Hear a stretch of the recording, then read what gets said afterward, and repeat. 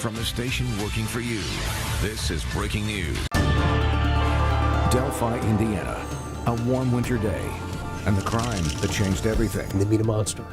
13-year-old Abigail Williams and Liberty German were reported missing. She smiled all the time. Libby made people feel good. I'm going to find who did this. Our community is going through a lot of this with us. And we pray that today is the day. Let's find this guy. Now on RTV 6 News Special, Delphi Daughters, the untold story of Abby and Libby. This is the old Monon High Bridge along the trails in Delphi. It's here that Abigail Abby Williams and Liberty Libby German played, laughed, explored, made memories. They were in this area on the day they went missing and later found murdered. The killer is still on the loose. Someone out there knows something about this. Yeah. What do you say to that somebody?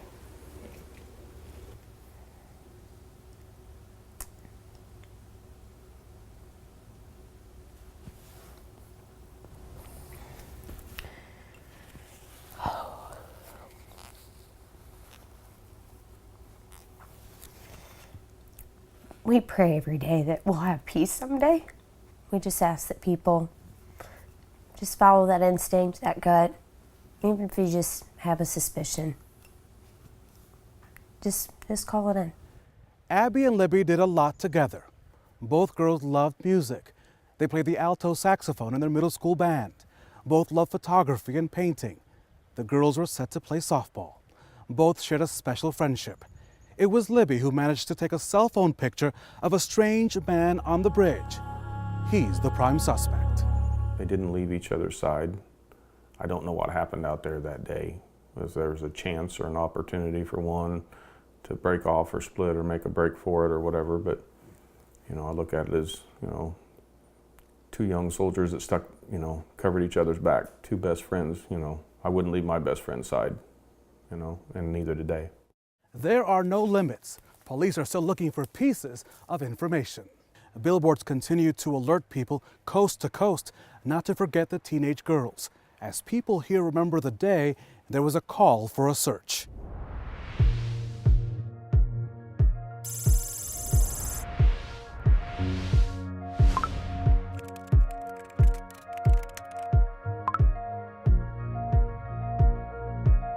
Over 100 people out searching the area last night, walking both sides of the creek bank. In Carroll County, police are set to regroup and restart the search for two missing girls.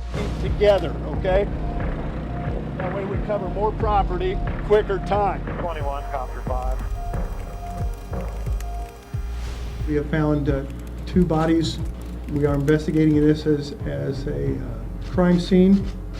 We suspect foul play. State police and the FBI have been on the scene now for several hours. A number of units and teams have been here trying to gather information. The bodies have been positively identified as Abigail J. Williams, 13 of the Delphi area, and Liberty Rose Lynn German, 14 of the Delphi area. This is considered a double homicide investigation. The two girls discovered in the woods, authorities asking for your help tonight.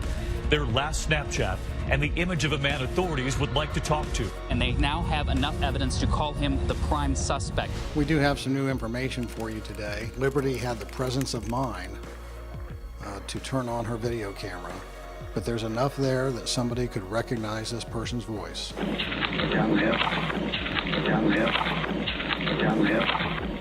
if you're watching, we'll find you.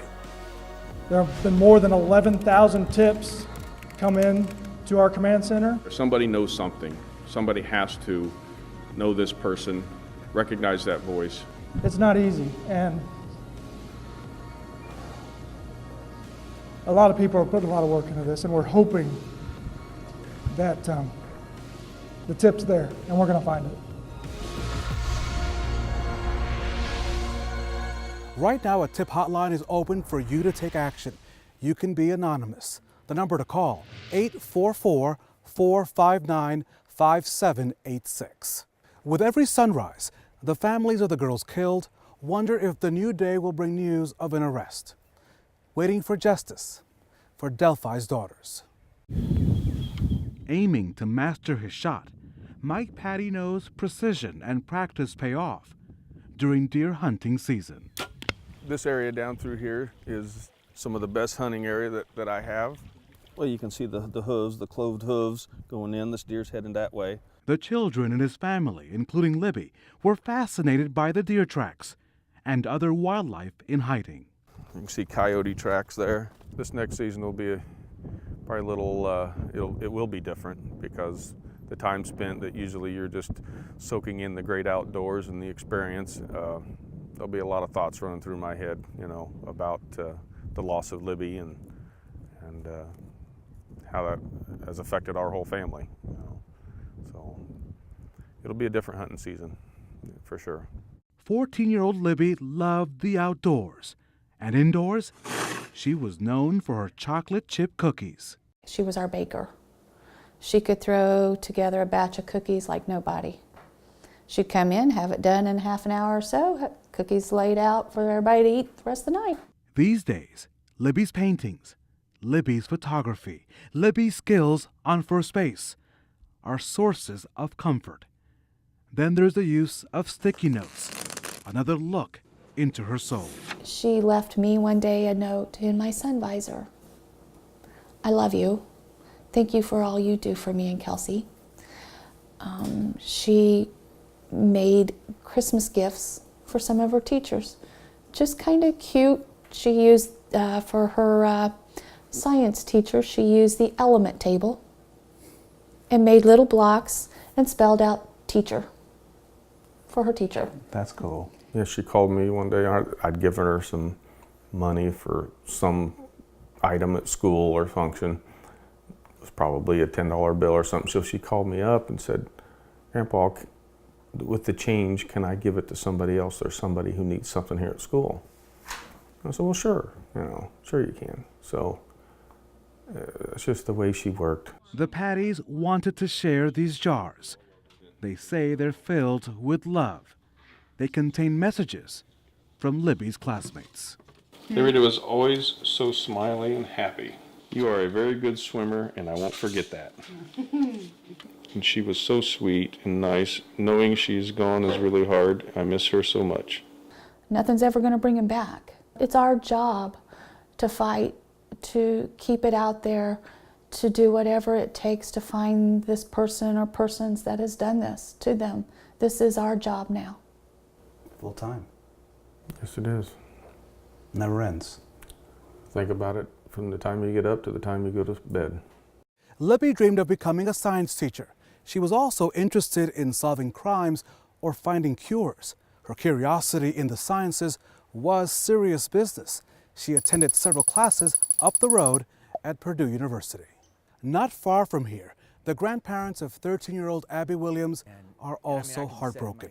Papa and Mima, as Abby called them, keep her belongings just where she left them. Her things are still here. We just can't. We can't erase her from our lives, and we don't want to. We treasure her coat hanging on the coat hook and her shoes on the shoe rack, and her bedroom is just the way she left it. Because she may have walked out the door, but she's here with us. The path to cracking this case has involved interviews with more than 500 people. The lead investigator and his team are not lacking motivation. Their daily motto, today is the day, and it starts every morning with a prayer. As we gather together today for our work that we've been assigned to, let's pray. As the officers say, today is the day. That's their motto. Among this team, State Police First Sergeant Jerry Holman is the lead investigator. Today's the day. Today's the day we're going to get closer to the end. Today's the day we're going to get closer to getting justice for Abby and Libby. We have all worked tragic cases, nothing like this. I can't even put anything close to this case. And since day one, it's been nonstop. Well, there's not a day, probably not an hour that goes by that I don't think about something. From 20-hour days to sleepless nights, there's one goal. And when you see the pictures of those two girls, it puts it in perspective. He's led a team of hundreds of investigators, all trying to find the killer. But tracking down thousands of leads hasn't come easy. It's a roller coaster ride. I mean, you're up, you think you got something good, and then for some reason it's eliminated or whatever. And that's tough on anybody. There's no doubt that we've been faced with a ton of obstacles and we maneuver through those. We've been faced with numerous barriers and we just have to bust through them. I can't imagine what they're going through, and even talking to them, and you can see the raw emotions on their face, and they want to help us, and they have. They've been so cooperative. And when it gets tough, he goes back to that saying. It's definitely tough. I mean, I've choked up a little bit. I need to be here for Abby and Libby because I'm going to find who did this, and then we are going to hold them responsible for their actions. Hundreds of investigators from state police, the Delphi City Police Department, the Carroll County Sheriff's Department, and the FBI are involved in the case. They all have just one common goal. That's to find the killer. Call 6 investigates Paris LaBelle. At this moment, there's something that you can do. The FBI wants you to take a closer look at the people around you. Report to them any changes in behavior or appearance. If it seems odd or strange to you, they want you to let them check it out.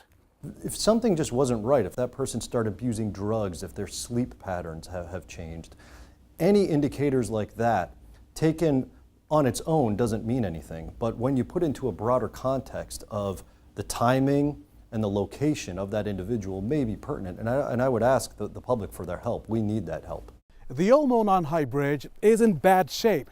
It is not meant for people to cross. But not until fencing went up a couple of days ago for repairs. People dared to walk on the wooden crossing.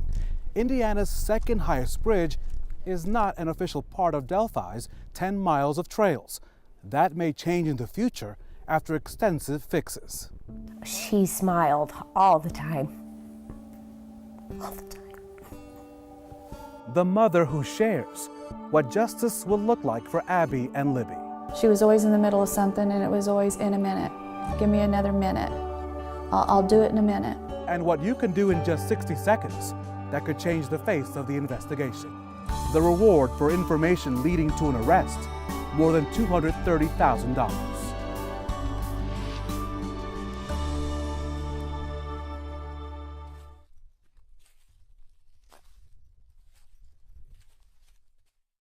We now return to an RTV6 News special, Delphi Daughters, the untold story of Abby and Libby. Abigail Joyce and Liberty Rose Lynn were typical teenagers. Libby often used the phrase, in a minute, especially when asked to finish her homework or finish a chore. In 1 minute, 150 million emails are sent worldwide. 250 babies are born. There are nearly 4 million searches on Google, all in 1 minute. Now the victims' families are hoping you give the girls 1 minute. So that's why we've asked everybody to give her that other minute. Do it now before something horrific happens again. To look at this stuff, to think, this guy put behind bars so he can't hurt anybody else. You could put a stop to this. There's never going to be true justice for us because you can't bring the girls back. You could bring closure to this portion of the case. To close your eyes and listen to that voice.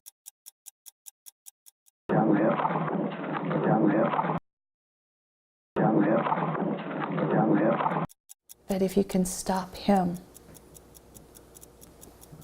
that's the best we can do.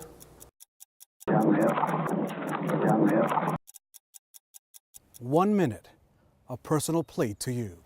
Now let's talk about Abby. Her favorite question, is there anything I can do to help? It's that caring and joyful spirit that lets her mother smile. Anna Williams shared her passion for photography with her daughter Abby. The 13-year-old also loved arts and crafts, helping build this birdhouse and knitting these hats for newborns with her Aunt Maggie. She loved to make things to give people. She loved to just be around people. That included her volleyball teammates. She also planned on playing softball for the first time this year.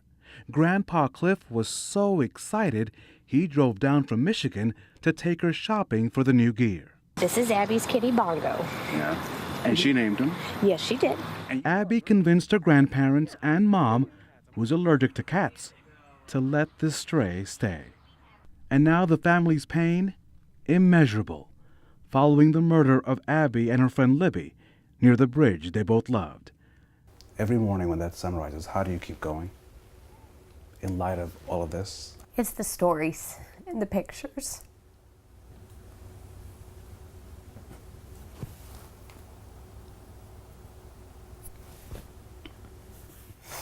It's the funny stuff. You know, the things that we've said and done throughout the years. So for you, what does justice look like?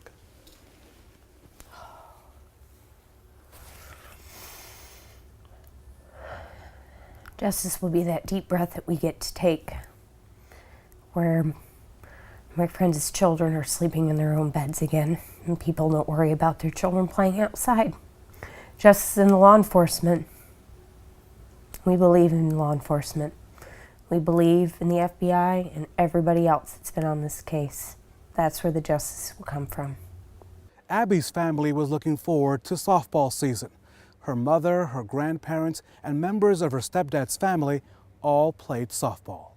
It's amazing, isn't it? The global grief with Delphi's daughters and the heartfelt messages. Somebody out there knows. I'm just asking them, please make the call.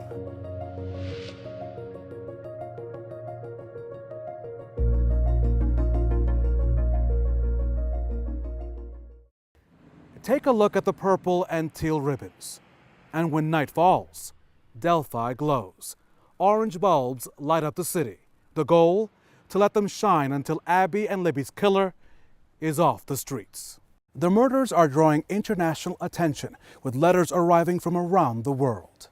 The girl's death hits close to my heart, as I have a granddaughter who's 13. Colorado, Lakeland, Florida, the Netherlands, Australia, from Indianapolis. Although I do not know anyone in Delphi, I would like to give the families this money. These are what we're getting. Denison, Texas, Lafayette, California, Lockport, Louisiana. It's amazing, isn't it? Our hearts go out to you in your time of sorrow.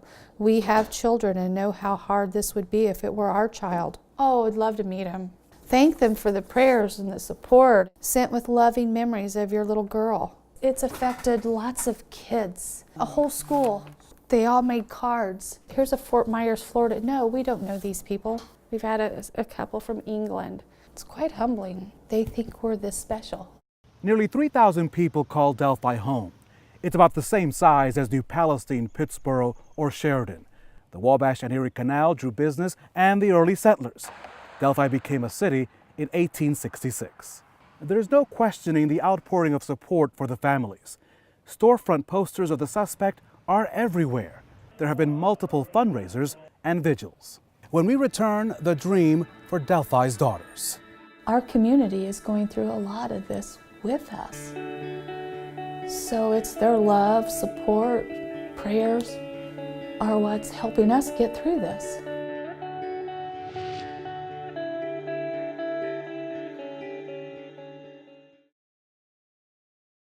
The legacies of Abby and Libby will not only play out in the hearts of those who love them, but also among those who raised money through fundraisers that will help build a sports complex, including a park and softball fields in memory of the girls. I see beautiful things for our park, for our families, for our community to be involved in for years and years to come. Nothing's going to bring them back. Then we can do this to at least have a little piece of them here all the time. The Libby and Abby Softball Park Fund is being managed by the Carroll County Community Foundation. You can mail a donation to P.O. Box 538, Delphi, Indiana 469230538. Online, www.cfcarroll.org. Click on Libby and Abby Softball Park Fund. One of the best gifts that you can offer is to call if you recognize that face or that voice, and give Delphi's daughters 1 minute. For the Call 6 investigators, I'm Rafael Sanchez on the Old Monon Bridge in Delphi. They're out in one of the local parks in Delphi, Indiana, and they meet a monster. That's why it's different. That's why it's different. I believe Abigail made our world a better place. Libby was a person that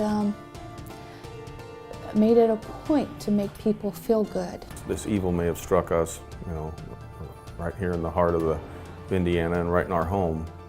There's a lot of good people out there. Every day we wake up and we pray that today is the day.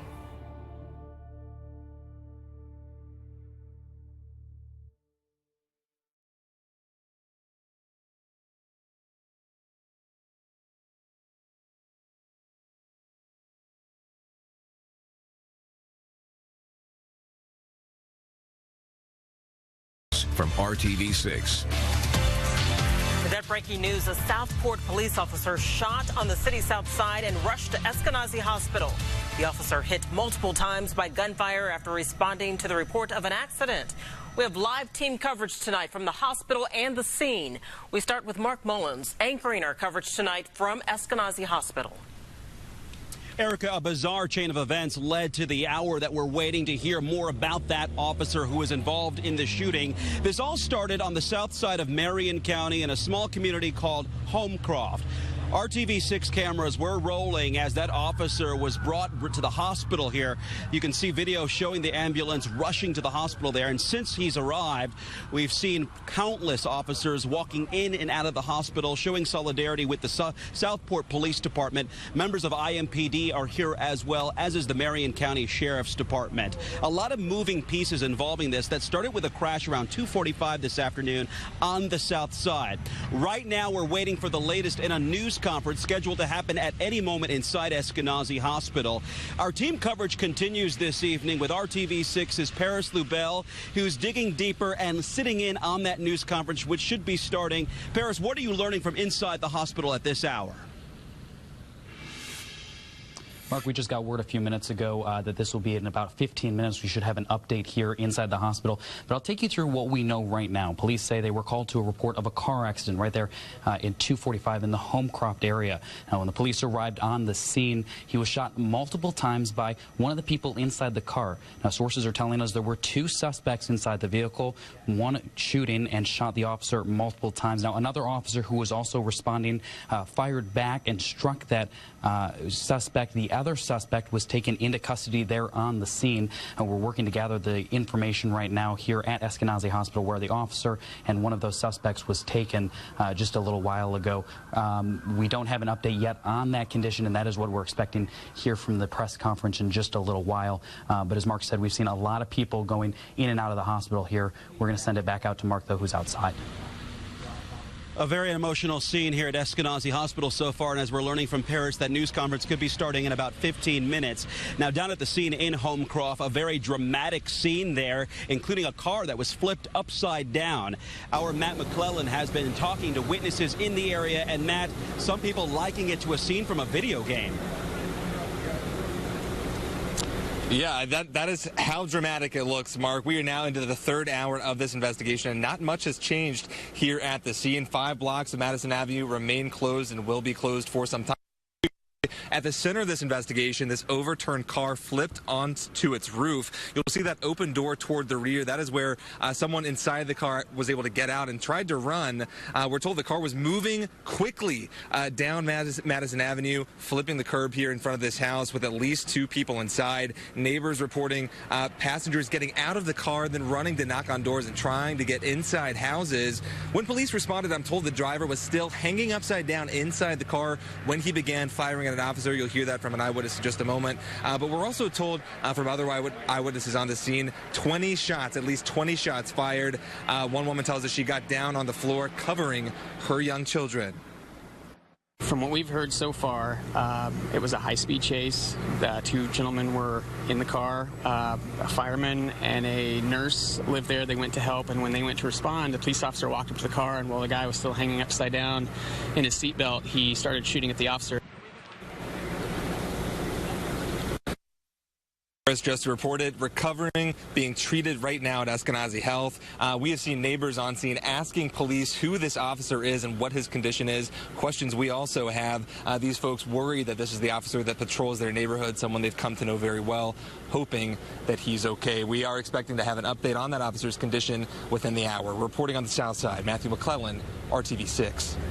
Matthew, very bizarre to hear that someone was hanging upside down when those shots were fired. As you mentioned, many unanswered questions. We're waiting to learn the identity of the officer, how he's doing tonight, and more about the others that were in the car at the time of the shooting. Of course, we're hoping to get those questions answered in that news conference, which is scheduled to happen minutes from now. We will bring that to you live as we get it here. For now, reporting live at Eskenazi Hospital, Mark Mullins, RTV6. Erica, I'll send it back to you. All right, we'll check back with you soon. Thank you, Mark. And we have more breaking and sad news impacting the local law enforcement community.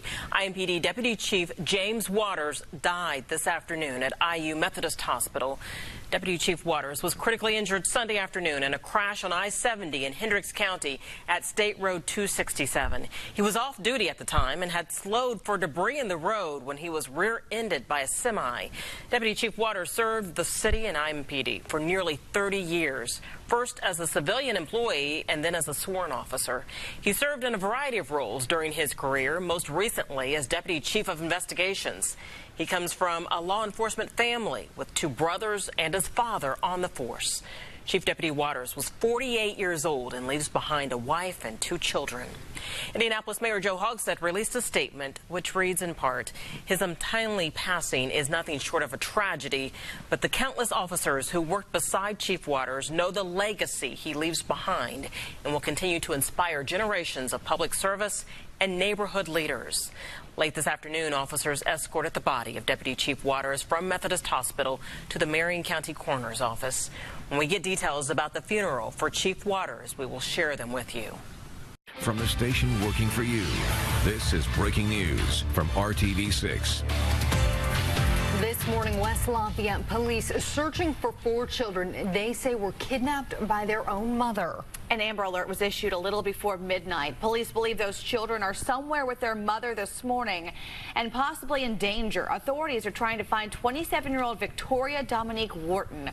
She's 5'2" and weighs 145 pounds with brown hair and brown eyes. Again, police believe she abducted her 4 children. Right now, there's no information about a vehicle.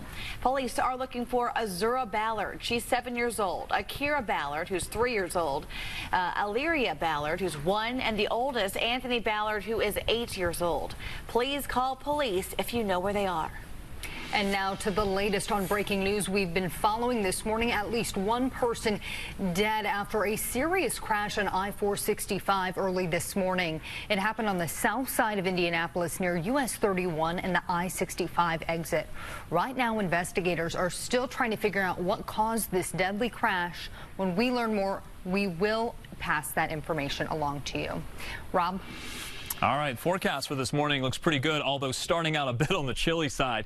Take a look at some of the numbers here. They're in the 50s, but warming up very quickly. We expect that to be the case. Any of the low 50s that were out there this morning are pretty much responding to that sunshine as expected. 56 in Castleton, 58 in Plainfield, 55 for Mooresville. Those numbers with the clear skies will continue to warm up, and by the afternoon, we're going to be in the mid to upper 70s. The sunshine more plentiful in the morning, a few more clouds during the afternoon. Our forecast for this entire weekend looking okay, although Sunday probably the day we'll have the better chance for some rain. 78 for today, very nice. Overnight lows into the 60s. Rain in the forecast for tomorrow, but the forecast for now looks pretty good. No weather-related concern on the roadways, but let's check in with Elena to look at traffic. All right, thank you, Rob. As Meredith just mentioned a second ago, that deadly crash on I-465, there's been a lot of problems associated with that this morning. Westbound I-465 was closed. It now appears to be 1 lane open between I-65 and US 31, but you can see there's still a major backup in that area. Sergeant John Perrine confirmed that 1 person has died. There might be other injuries. No word on that right now, though. And so I'll be monitoring this situation for you all morning. And also, the procession for Lieutenant Aaron Allen is happening today. Crown Hill Cemetery to Bankers Life Fieldhouse. It's going on right now. I'll give you routes coming up on our next traffic hit, as well as a look at our live in.traffic cam right now at that crash. You can see it's definitely opened up. Cars are moving right now, but there are still emergency crews on the scene of the situation. I just hope that one day I can be half the father that he was. I just hope one day I can be half the husband that he was, half the officer, and half the friend that he was. A fallen hero will be laid to rest today. A man who devoted his life in service to his country and his community. Today, family, friends, colleagues, the community will say their final goodbye to Lieutenant Aaron Allen. Looking at all the messages that people have sent, the police department, the notes that are, I mean, I didn't want to leave the police department last night. I just really didn't want to leave his side because I know that he wouldn't have left mine. A respected officer, father, husband, and friend. Today, we remember Lieutenant Allen, who gave us all so we could have everything. Right now, at this very hour, the procession for Lieutenant Allen has concluded at Bankers Life Fieldhouse. That's right. Family, friends, colleagues, and even people who didn't know him are going to fill Bankers Life Fieldhouse to remember our beloved officer. Today, they gather to say their final goodbyes. Lieutenant Aaron Allen was killed in the line of duty serving our community. And today is a day to honor that sacrifice and his service. And Good Morning Indiana's Nicole Griffin is standing by live at Bankers Life Fieldhouse. Good morning.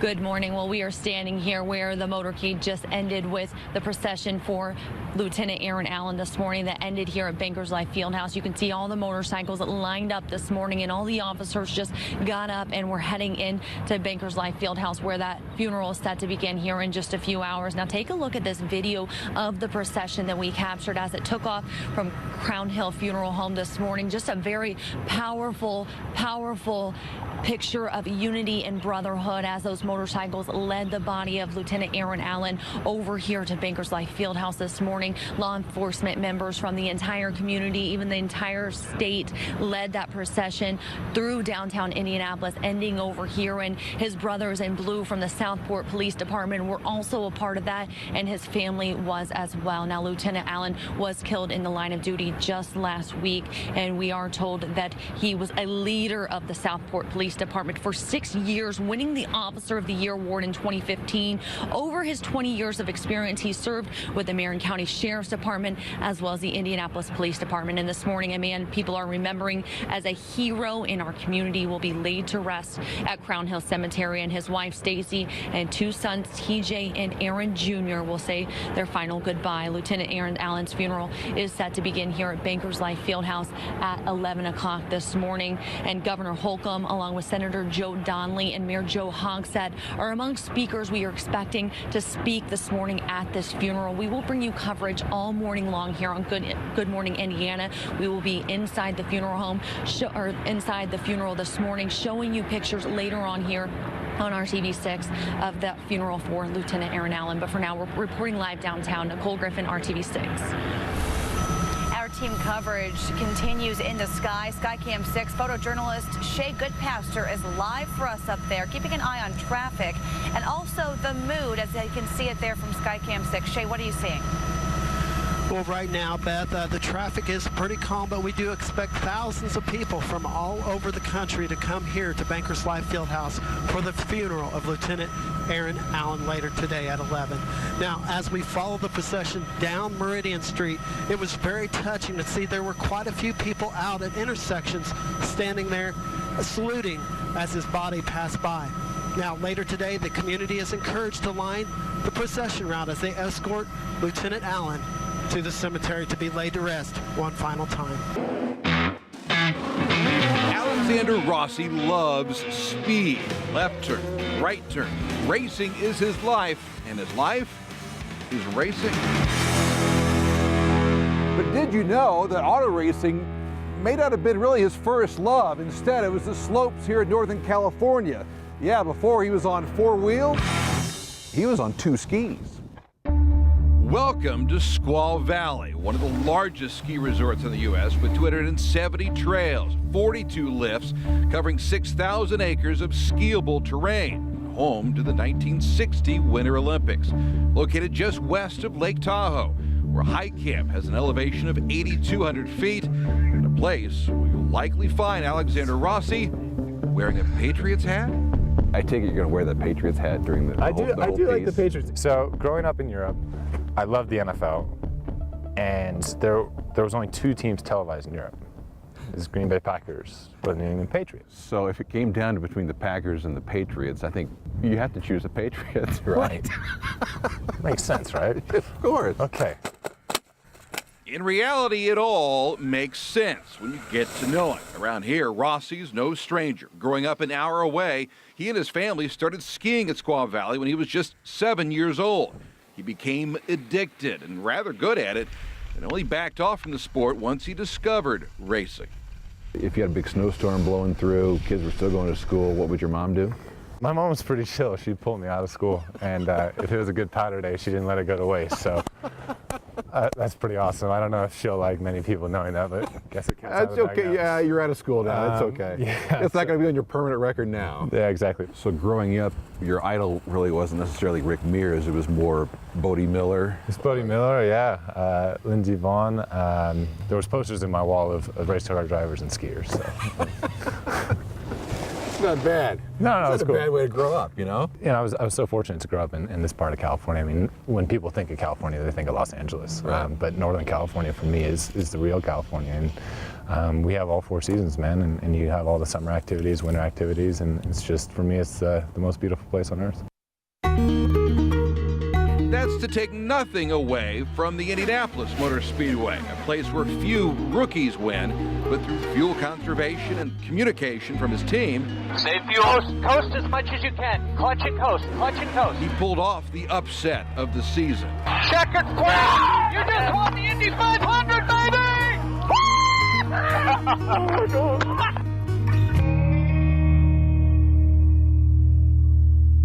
The whole month of May was an unbelievable experience because I never participated in it before. I never attended it before, so it was... You really had no idea what you're getting yourself into. I had no clue what I was doing. Through the whole time, even after I won, I didn't know what I was doing. I think everyone was aware of that. So in terms of changing my life, on a day-to-day personal basis, no. I mean, it's the same process I go through from a professional standpoint. Yeah, there's unbelievable opportunities that would have never come about. Toe in, push down with the heel. Hanging with an amateur skier isn't one of those great opportunities. Now you're making fun. Giving tips to an amateur isn't what he bargained for either. Heels out, and you get a bit of hip action going. Getting all this? Not unlike racing, sometimes it's best enjoyed heels apart as a spectator sport. Heels apart. There you go. Strong start. I get where this is addictive, you know. Yeah. It's because you never get it right, but it's a similar thing to driving a race car. Yeah. I mean, you can have the best lap that you think of your life, and then you'll sit down, you'll look at it, and you'll realize it wasn't even close. So it's the very same thing. You'll ski a line, and you'll think, oh, that was pretty majestic, and then you'll then see someone do something else. You'll be like, yeah, never mind. And majestic is what this is all about. A view from the top. Alexander is clearly used to it. He's not about to give it up anytime soon. I get why you enjoy coming up here. I mean, look around, my goodness. It's beautiful, isn't it? Getting on top of a mountain and kind of escaping from reality for a little bit, just peaceful. I'm Erica Fly at the Trap, where they are serving up some deliciously dope seafood. This woman is running this ship. You getting your regular? I specialize in crab legs and shrimp and lobster tail. You want a little spicy? I don't blame you.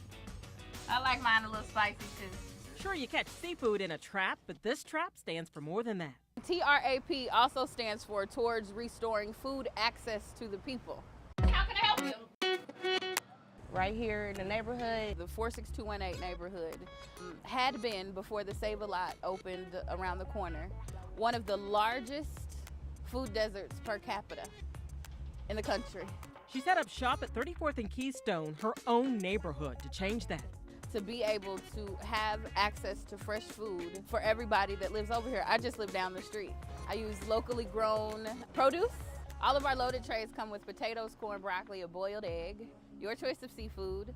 I guess the thing is our trap butter sauces. They are house-made butter sauces in 4 different flavors, and you can get that slathered all over your seafood. She opened in January. Before I decided to go into business for myself, I was actually selling cars. That cash or card? Selling seafood out of a walk-up window, she has a steady stream of customers. Just going crazy on social media. But it's only open till mid-afternoon. Come early, because I do sell out.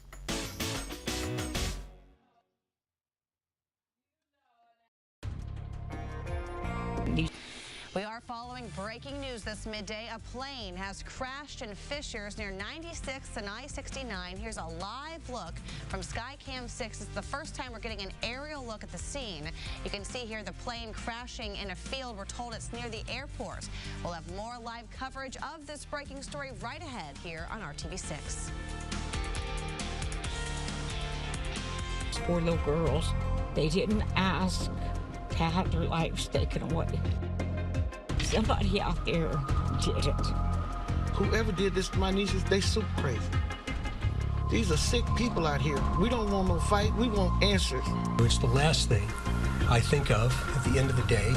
I don't think anything's bothered me more than what's occurred in Carroll County, Indiana in my entire lifetime. I just hope and pray for justice. Good evening, and thank you for joining us as we look to the case of 4 Indiana girls killed in an arson. This day marks 1 year since someone set fire to a Flora home with 4 sisters inside, and the family is still no closer to answers. RTV 6's Chance Walser got a chance to talk with people whose lives the girls touched as we follow the investigation. It's been a year since an arsonist set fire to this house, killing 4 young girls. And although investigators have not made any arrests in the case, this community is far from giving up hope. Every year I go out to school for Veterans Day. November 11th, 2016, 9-year-old Kiara Phillips handed Charles Simpson a gift that means even more now than it did then. She came up to me and just looked at me and smiled. I'll never get the smile. Said, I love you, and gave me the card. 10 days later, investigators say someone set fire to Kiara's house, killing her and her 3 sisters, Kiana, Cariel, and Keone. That handwritten card reads as follows. On the outside it says, thank you. Dear veteran, you gave us freedom, and you are brave. You can protecting us and have a happy Veterans Day. Sincerely, Kiara. I love you, from Kiara. For the last year, Charles and his wife Joyce have worked to increase the reward money for information that leads to the arsonist. Right now, she's selling cookbooks that contain some of the girls' favorite recipes. We lost 4 little girls in our community.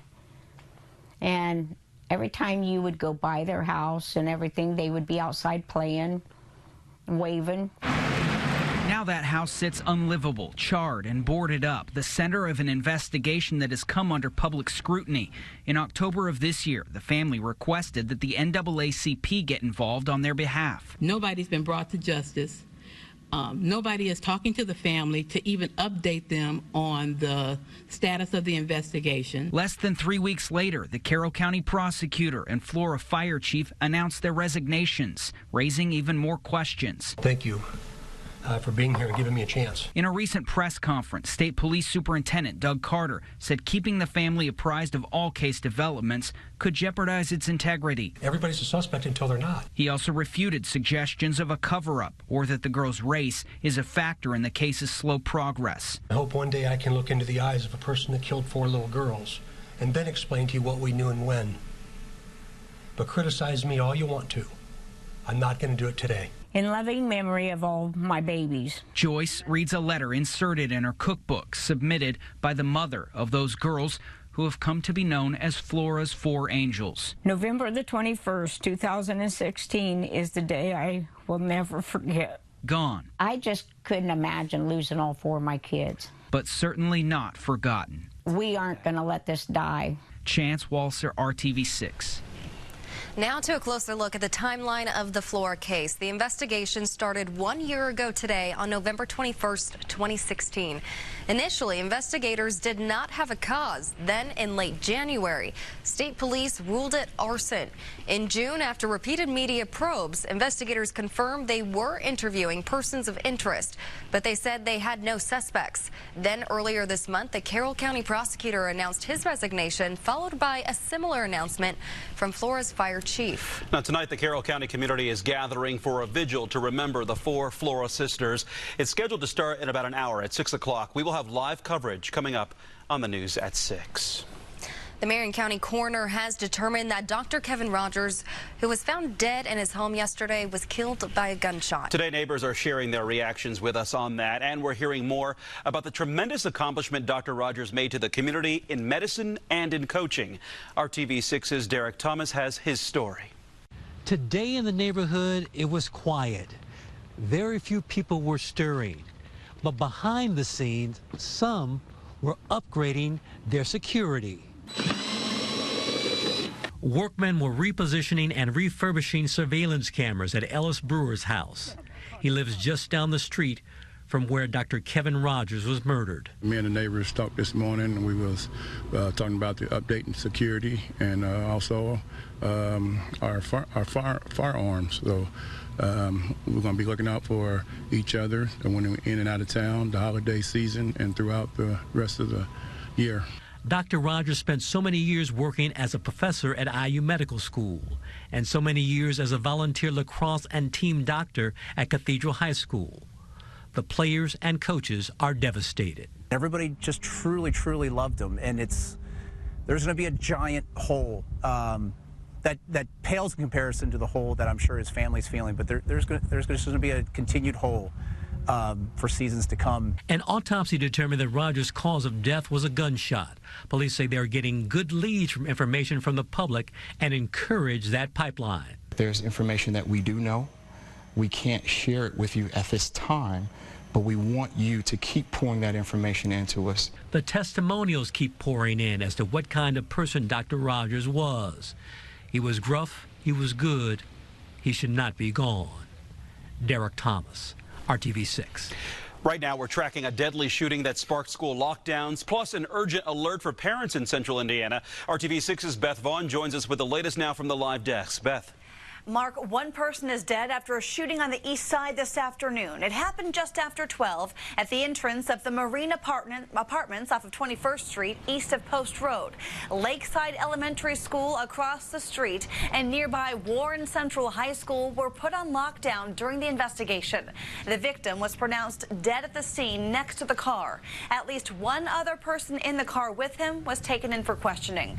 Police also took a man, a woman, and a girl in for questioning from one of those apartments. This is obviously tragic, and it's very disturbing that another incident like this is happening in our city, but we're going to do the best we can to figure out what's going on here. At this point, police are not releasing the identity of the victim. They're also still questioning witnesses and looking for a motive. And an urgent warning for parents. Police are advising you to wait with your kids at the bus stop after a child was reportedly approached by a stranger. We're learning this happened in Shelbyville yesterday morning near Amos Road and High Point Boulevard. The child says an older African-American man drove up to him in a large black van and asked if the student wanted a ride. The child was able to get away safely, along with watching your children at the bus stop, though. Police want you to talk to them about the importance of not speaking with strangers. I'm Beth Vaughn. That's the latest from the live desk. This is RTV6 News at 6. Are these numbers correct? Absolutely not. Absolutely not. That shows 0. Now at 6, parents say their school's bullying numbers just aren't adding up. Call 6 Investigates is working to get answers tonight and found some Indiana schools reporting no bullying incidents at all. And other districts are misreporting how often students are bullied, even though they're required by law to report the information. What our Carrie Kinney found after months of digging has some districts changing how they do things. That's right. Some schools are changing their bullying numbers because of our questions. Now, schools are required to report bullying incidents to the State Department of Education. Every one of these numbers, that's a bullied student. This law has been in place since 2013, yet we found some schools missing the mark. Bullying is a buzzword in Indiana schools. Hallways and district websites are covered with materials on bullying, which is why we were shocked to find 6 out of 10 Indiana schools did not report a single bullying incident this past school year. And 14% of schools have not reported any bullying since the law took effect 3 years ago. Fairland mom Angie Staggy pushed lawmakers to pass the legislation after her daughter was tormented. They told her to go kill herself, hang herself. They beat her up in the bathroom. bathroom. We showed Staggy all the zeros we found. This is really disheartening to me. We are really letting our kids down. Staggy says the idea behind the law was for schools and the state to track how often students are bullied and prevent it from happening. Is this what you had in mind? This is not what I had in mind. Amanda Snap and Tammy Dyson both say their children were victims of repeated bullying within the Perry Township school system. They threatened to kill her. Bullying they say they reported to school officials. There was stuff that happened on the school bus almost every day. Perry Township reported 0 bullying incidents at Southport High School last school year. That's when Tammy says her daughter was bullied. Southport Middle School reported 0 bullying during the 2015-2016 school year when Amanda says her son was bullied. Are these numbers correct? Absolutely not. Absolutely not. Nope. Dyson says the taunting got so bad she filed this police report. It's like a real kick in the face. It really is. We requested an on-camera interview with the district, but they declined, sending us this written statement. We wanted to talk to the superintendent. I was wondering if we could take just a couple of minutes to talk about the bullying numbers. So we showed up before a public school board meeting. Some parents are saying these numbers just aren't accurate. What's your response to that? Well, the numbers were reported by the building administrators who would be in those buildings investigating those. Superintendent Pat Mapes emphasizes Perry Township's numbers reported to the state are substantiated bullying cases. So just because a student reports that they've been bullying does not necessarily mean that that number would be reported to the state. If it didn't meet the definition of bullying. The state's definition of bullying says it has to be repeated with the intent to harass, ridicule, humiliate, intimidate, or harm the targeted student and create a hostile school environment. We have students who kind of monitor this and help solve resolutions and conflict resolutions that's working. And obviously some of our numbers prove that it works. We thanked Mapes for talking to us and started to leave. You're more than welcome to set up an appointment time instead of just rushing in. But we had tried to set up an appointment in a September 14th email to Superintendent Mapes and the district's communications director. The email I sent said, in lieu of an interview, please accept our statement. Right, but we think this is something that he needs to answer these questions about. I don't think the statement answered those questions. That's why we're here. He answered the questions. Great way to do it. Bottom line, Perry Township stands behind its numbers. Can we hop upstairs for a second? I'm going to run a board meeting here, so she can go upstairs. We didn't go upstairs. We stayed for the board meeting and later sat down with Indianapolis Public Schools, one of several districts we found misreported its bullying numbers to the state. We found 2/3 of IPS schools reported 0 bullying last school year, and George Washington High didn't report any bullying over the past 3 years. What happened? It was an oversight, a very unfortunate oversight. We hate that it happened. We regret that it happened, but we own it. District spokeswoman Carrie Black says IPS has been recording bullying incidents at the school level. This was an upload error in what was being sent to the state. After our inquiries, IPS updated its bullying figures to numbers they say are accurate, 689 incidents last school year. The district has also improved its procedures to make sure they report bullying accurately moving forward. We do want to make sure that we get it right. Parents of bullied teens say they want schools to take it seriously and report when students are bullied. Make your kids feel safe in the schools. But after seeing a sea of zeros, they're left to wonder if the anti-bullying law is having any impact at all. This is bad. Get this, there's no punishment for districts who break the law, even though the state uses these numbers to figure out what's happening in our schools. Tonight on the news at 11, we asked the state why their data was missing some important pieces. Kara Kenny, RTV6. You can look up your school's bullying numbers on the RTV6 app. We want to hear from you. Check out those numbers and then let us know if you think they're accurate. Now at 6, record rain leads to flooding. Roads covered with high water, some impassable. The hardest hit areas today, central and southern Indiana, which have seen 3 to 5 inches of rain. The good news, the rain is on its way out of the state as you take a look at the radar, but the flooding concerns remain. Storm Team 6 Chief Meteorologist Kevin Gregory is tracking what's ahead. Kevin? A lot has changed in 4 hours. We flash back looking north from our Weather Now camera at around 2 o'clock. You could see the headlights on cars on Meridian Street. It looked more like the evening than mid-afternoon. And finally, you can kind of just hear the air come out of things in the sense that the heavy rain has moved on, and we've actually got some sunshine breaking through. Well deserved after this record rainfall for Indianapolis. That's not the most. You get down into Morgan and also Johnson County, certainly some 5-inch rainfall amounts or more. Brooklyn's one of those in Morgan County, just to the south of Mooresville. Here are your temperatures. They've recovered now into the upper 70s to right around 80 degrees. That's the temperature in Kokomo. As we look at the radar, that's the best thing that I can show you. There are no bright yellows, oranges, or reds there. The headline is simply not raining.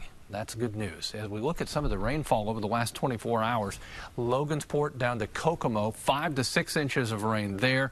Anywhere from the metro area down into Morgan and Johnson County, a good 3 to 5 inch rainfall. Anywhere from Franklin west and then south of Bargersville and Trafalgar along State Road 44, 5 inches plus down in Johnson County. Erica? Kevin, thank you. Now, some of the heaviest rain today hit Johnson County. RTV6's Rafael Sanchez joins us live from Franklin, and Rafael, looks pretty bad behind you there. Yeah, Erica, look, the situation's not getting any better now at 6 o'clock because, as Kevin just mentioned, we had more than 4 inches of rain. Here is the effect of that. This happens to be my backyard, and the water is trying to find some place to go. Here on the west side of Franklin, the water is now entering a number of homes on this block, and people are now dealing with the flooding. The Emergency Management Agency in Johnson County is also reporting that in certain parts of the county, like in Greenwood and White River Township, the water is receding. We did see the Franklin Fire Department today come out just about 30 minutes ago, helping out homeowners on the west side who needed help removing their stuff, because as you can imagine, this water is moving fast, and the people in this neighborhood dealt with this back in 2008. Got about 2 inches in the basement now, probably.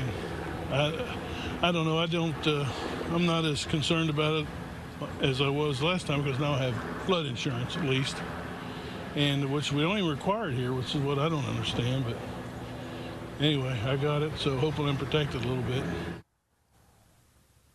I should point out that the city of Franklin has spent more than $3 to $4 million in upgrades to the infrastructure following the 2008 flooding. But as you can see, Erica, the effects of a downpour really cannot be in any way sustained by anything that is built, because the water came so fast. And just to give you an idea of how deep this water is, now we normally don't do this on live television because we don't know where we're going. But since this is my backyard, I just want to give you an idea, Erica, that this is still my property line. In fact, there's a ditch beyond this pine tree, a small ditch. So as you can imagine, this is how high the water is. This all began at 8:30 this morning. No one on this block thought that this could happen, especially after all the improvements have been made here in the city of Franklin. But this is what people are dealing with today. Stand by for flood insurance. The complaints will be coming in. We're live in Franklin in Johnson County. Rafael Sanchez, now back to you. Your backyard is a river today. Thank you, Rafael. Well, flooding is a big concern tonight in Morgan County, as you can see from Skycam 6 here. Our TV6's Paris Lubell is in the helicopter tonight. And Paris, tell us what we're seeing here. Hey, Erica, this is Indiana 37, and we've started to see the water recede here in the last 30 minutes or so. Earlier, you could only get by on the shoulder, and you were still had some of your tires underwater. The other side started to move, but the backup from this water here along 37 extends for quite a few miles beyond. Just a lot of traffic and a lot of backup there. But we go out in this field, you can really get a better idea of just how much flooding there is from a creek here, and how much water damage there is to the areas around it as well. So just a lot of water out here, people being asked to definitely take it slow on those flooded roads. But we'll send it back down to you guys on the ground. Paris, thank you. And damage is not limited to the southern part of our viewing area. Take a look at the scene from Carmel. The storm this afternoon kept Carmel firefighters busy with several downed power lines, lightning strikes, and this tree into a house at 362 Terrence Court, which is just south of Main Street between Spring Mill Road and Illinois Street. And the National Weather Service today confirmed 2 tornadoes from last night's storms. The first was this one, 2 miles north of Deer Creek in Carroll County. It was rated an EF0 with winds around 75 miles per hour. There was also a slightly stronger one in Denver in Miami County. That was rated an EF1 with peak winds of 90 miles an hour.